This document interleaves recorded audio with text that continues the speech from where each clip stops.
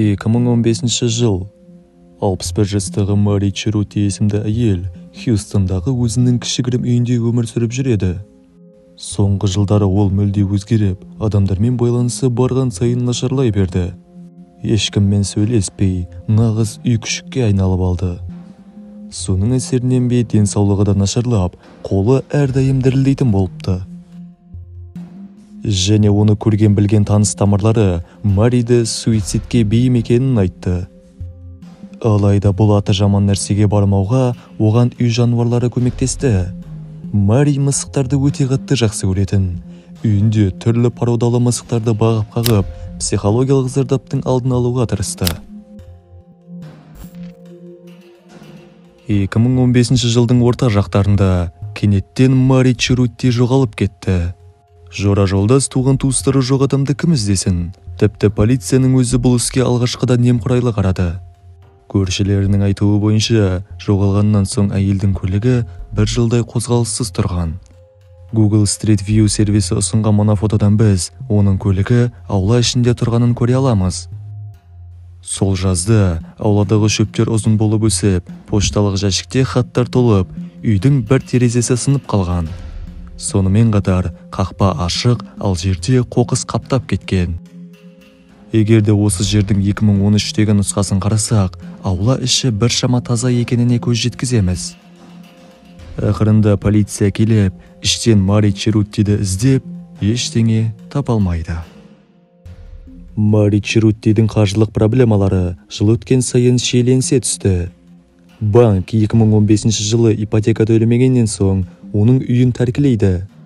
Әйел жоғалып, ізі көрінбегендіктен сол жылдың 3 қарашасында үй аукционға қойылып, сатылып кетті. 2017 жылдың 4 наурызы, яғни жоғалғаннан 2 жылдай өткен соң, үйге жаңадан адамдар көшіп келеді. Осы уақытқа дейін үй қайта боялған және Мари Черутидің мүлкінен тазартылған болатын. Және бір кезде полицияға телефон қоңырауы келіп түседі.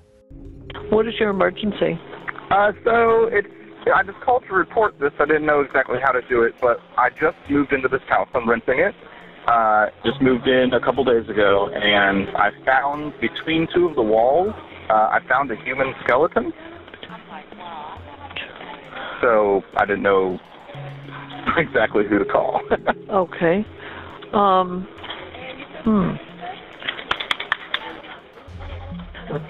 One moment, sir. Did you find the head or the whole body? It's down. I'm looking at it from the attic, and I'm looking it's on the ground between the two walls. But there's more than just the head. It looks like a whole skeleton. It's more than the head. It looks like a whole skeleton. It looks like it's been there a long time because it's kind of all broken up. But the house was built in 1930, so I mean it's been here for a long time. Okay, Mr. Miller. It's in the wall. He's looking from the attic down. Yes, straight down between two walls. Between two walls.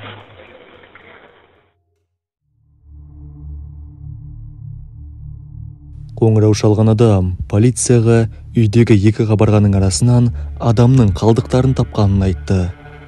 Артынша үйге тергеушілер келді. Олар бөлмелерді мұқият тексеріп, жол-жөнекей суретке түсіріп жүрді.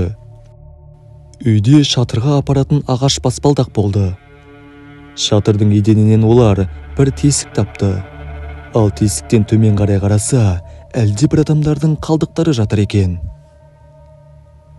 Тергеушілер гипсокартоннан жасалған қабырғаны сындырады да қалдықтарға қарай жетеді. Қалдықтар негізінен бас және дене сүйектері, сонымен қатар шіріген киімдер болды. Олардың түріне қарасақ, осында жатқандарына өте көп уақыт болған секілді. Киімдермен қатар бір жұп аяқ киім табылды. Аяқ киімнің жағдайы киім мен сүйектің күйіне сәйкес келеді. Және сол аяқ киім ішінен көзілдірік шықты. Мари Черути, көпшілік оны пұтқа табынушы деп атайды. Өмірінің соңғы жылдарында түсірілген көптеген фотосуреттері бар. Әйел жалғыз өмір сүретін еді. Құрбысының айтуынша, Мари ешқайда шықпай жиі үйінде теледидар көреді екен. Ата-анасы өмірден ерте қайтқан, өзі болса 2 рет тұрмыста болған. Ол қаржылық және денсаулық мәселелерімен ұзақ уақыт күресті. Ең қызығы, Мари Черути 10 мысық асыраған. Оның 6-ы әйел жоғалғаннан кейін өліп қалды. Болжауымша, аштан өлген секілді. Суреттердің басым көпшілігі осы мысықтармен байланысты болды. Мари үйінің айналасындағы өзгерістерді үнемі камераға түсіріп отырды. Әйелдің ең қатты ашуына тиген нәрсе үйінің маңына салынып жатқан көп қабатты пәтерлер еді. Тіпті осы мәселе бойынша жиналыстарға қатысып қарсылығын білдірген. Әйел бұл үйге 2001 жылы көшіп келді, және содан кейін ауданды қайта құру басталып кетті. Ескі үйлер бұзылып, олардың орнына жаңа ғимараттар салына бастады. Оның үйінің қарсы жағында жаңа таунхаустар пайда болды. Әйелдің жазбаларына сәйкес, 2013 жылы іргелес учаскеде құрылыс жұмыстары басталған кезде күн сайын таңғы 6:30-да шу басталады екен. Бұл істегі басты сұрақ, қалай Мари Черути ол жерге тап болды?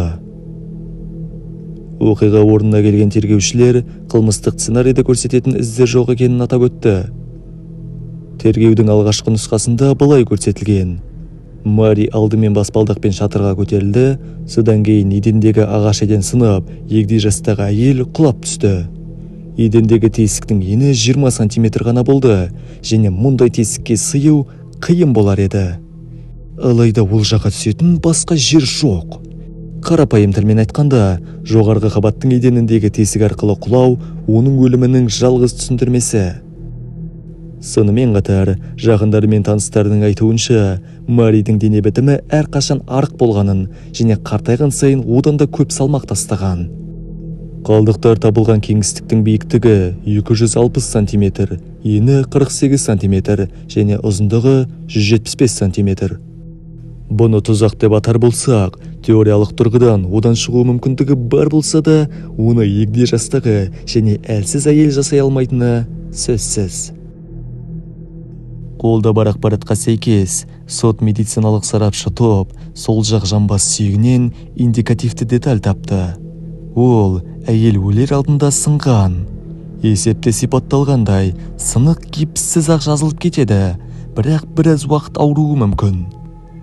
Бұл әйелдің құлаған кезде сүйегі сынған дегенді білдіреді.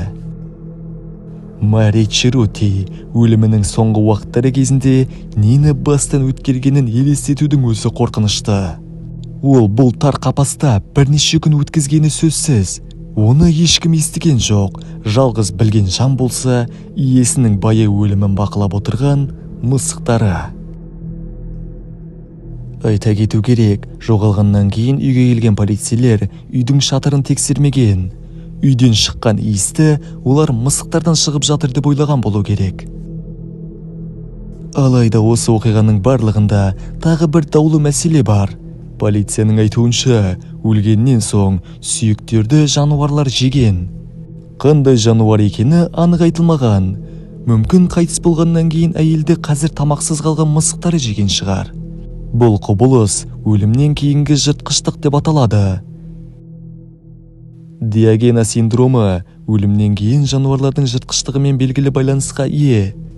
Бұл синдром егде жастағы адамдарда жиі кездеседі және әлеуметтік оқшауланумен, жинақталумен, гигиенаның айқын болмауымен және көбінесе үй жануарлардың көптігімен сипатталады. Егер өлім орын алса, әдетте үй жануарлары да, кеміргіштердің едәуір популяциясы да бар үйдегі жәндіктерде тамақ іздеп денеге жүгінеді.